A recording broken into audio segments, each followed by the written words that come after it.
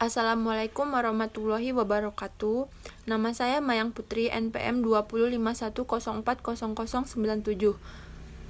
Kelas E Manajemen Bisnis Syariah. Di sini saya akan mempresentasikan materi tentang akad. Pengertian akad. Akad berasal dari bahasa Arab yaitu al-aqd. Secara etimologi mempunyai banyak pengertian, diantaranya mengikat, menghimpun, menyepakati, menguatkan, dan mengumpulkan di antara dua sesuatu. Secara terminologi, akad adalah perikatan di antara dua perikatan atau sesuatu perkataan dari seseorang yang berpengertian. Secara terminologi di atas maksudnya adalah mengikat antara kehendak dengan merealisasikan pada yang telah dikomitmenkan.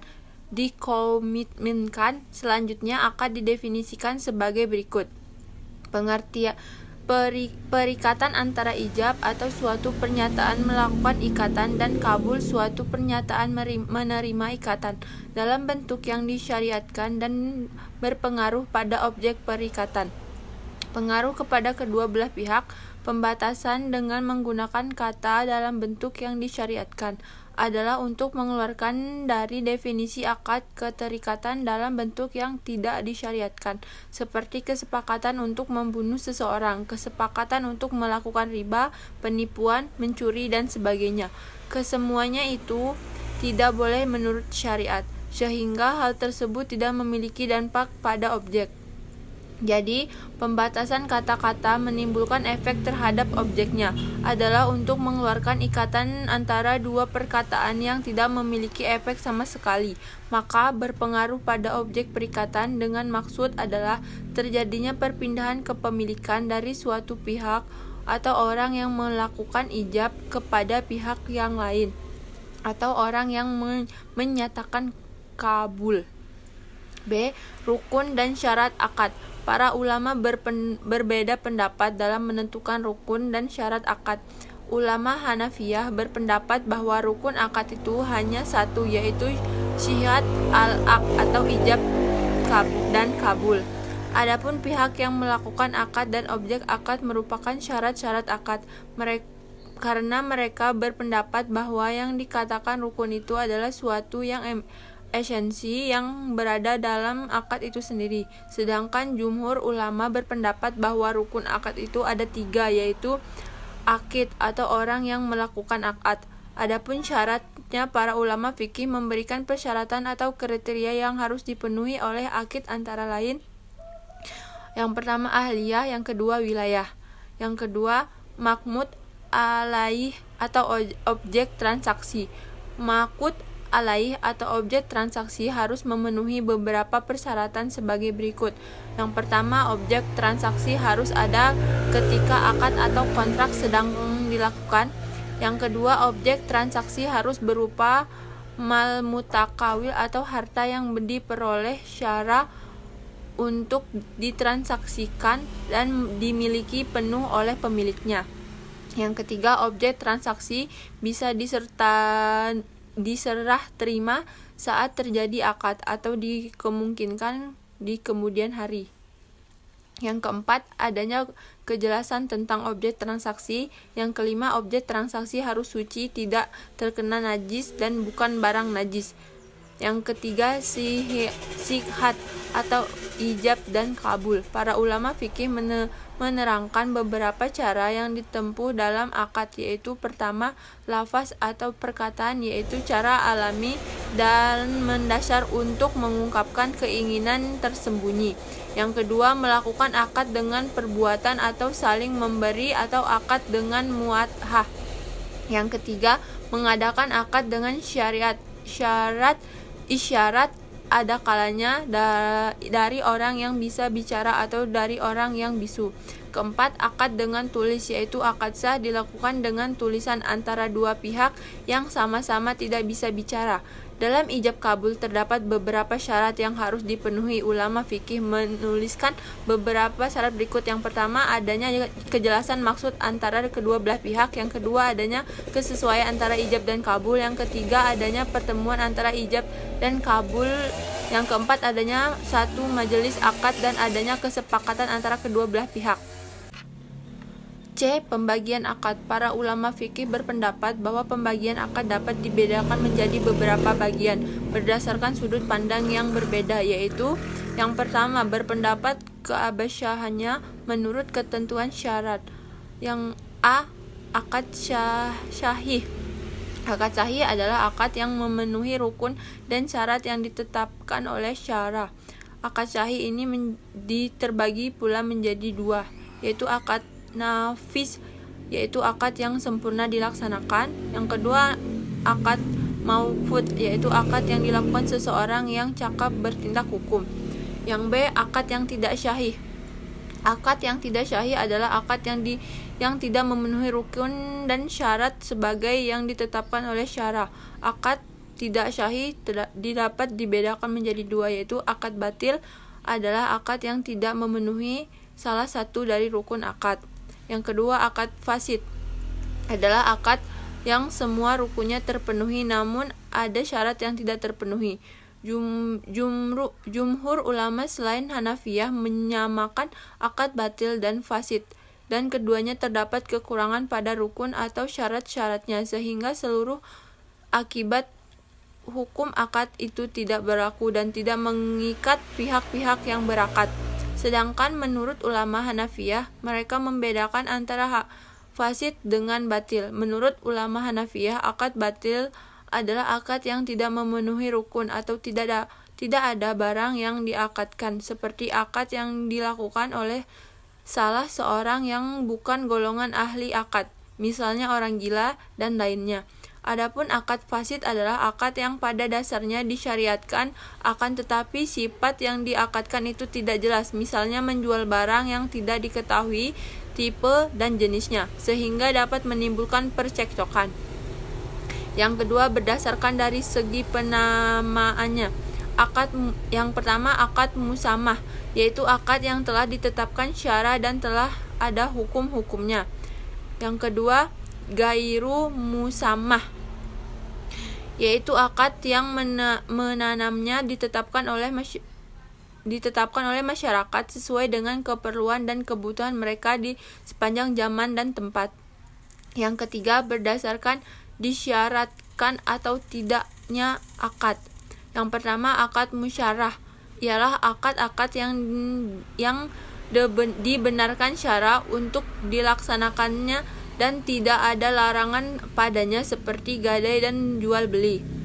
Yang kedua, akad manuah ialah akad yang dilarang oleh syara untuk dilakukan seperti akad donasi harta anak di bawah umur dan menjual anak kambing dalam perut ibunya.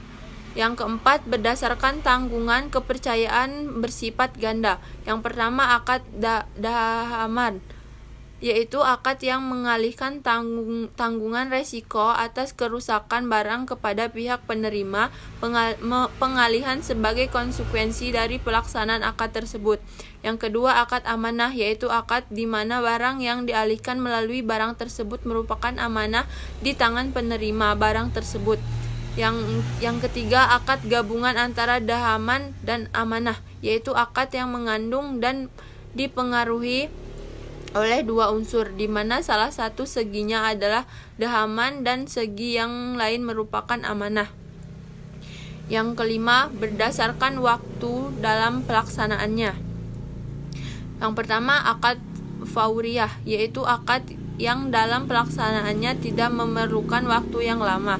Pelaksanaan akadnya hanya sebentar saja seperti jual beli. Yang kedua, akad istimarah atau zamaniyah, yaitu akad yang dalam pelaksanaannya membutuhkan waktu dan terus berjalan selama waktu yang disepakati dalam akad tersebut seperti ariyah. Yang keenam, berdasarkan akad pokok dan tambahan atau mengikuti. Yang pertama itu akad asliyah, yaitu akad yang berdiri sendiri tanpa memerlukan adanya suatu yang lain seperti jual beli, sewa menyewa, ariyah dan lain-lainnya. Yang kedua, akad tabiyah, yaitu akad yang keberadaannya tidak berdiri sendiri tetapi tergantung kepada suatu hak yang menjadi dasar atau tidak adanya yang lain seperti akad ran tidak akan dilakukan tanpa adanya hutang. Yang ketujuh, berdasarkan tujuan atau niat sepelaku akad. Yang pertama itu akad tabaruh, yaitu akad yang dimaksudkan untuk menolong dan murni karena mengharapkan pahala dari Allah. Jadi tidak ada unsur untuk mendapatkan keuntungan seperti akad hibah, wasiat dan wakaf lainnya. Yang kedua, akad tijariyah, yaitu akad yang dimaksudkan untuk mencari dan mendapatkan keuntungan. Jadi akad ini merupakan akad bisnis yang bersifat komersial seperti akad jual beli dan sewa menyewa lainnya. D. Tujuan dan akibat hukum akad. Menurut para ulama fikih, setiap bentuk akad tentu ada tujuan dan akan mempunyai akibat hukum, yaitu tercapainya sasaran yang akan diraih dari sejak semula akad dilaksanakan, seperti pemindahan hak milik dari penjual kepada pembeli, dan akad itu bersifat mengikat bagi pihak-pihak yang berakad tidak boleh dibatalkan kecuali sebab hal-hal yang dibenarkan syara. Tujuan akad harus jelas dan diakui syara.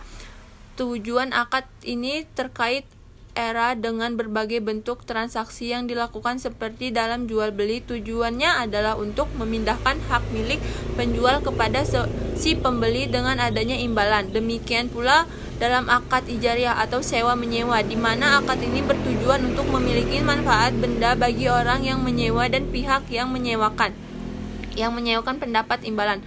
Pada akad ariyah atau pinjam meminjam bertujuan untuk memiliki manfaat tanpa adanya imbalan. Oleh sebab itu, apabila tujuan suatu akad berbeda dengan tujuan lainnya, maka akad tersebut tidak sah dan tidak akan berakibat hukum.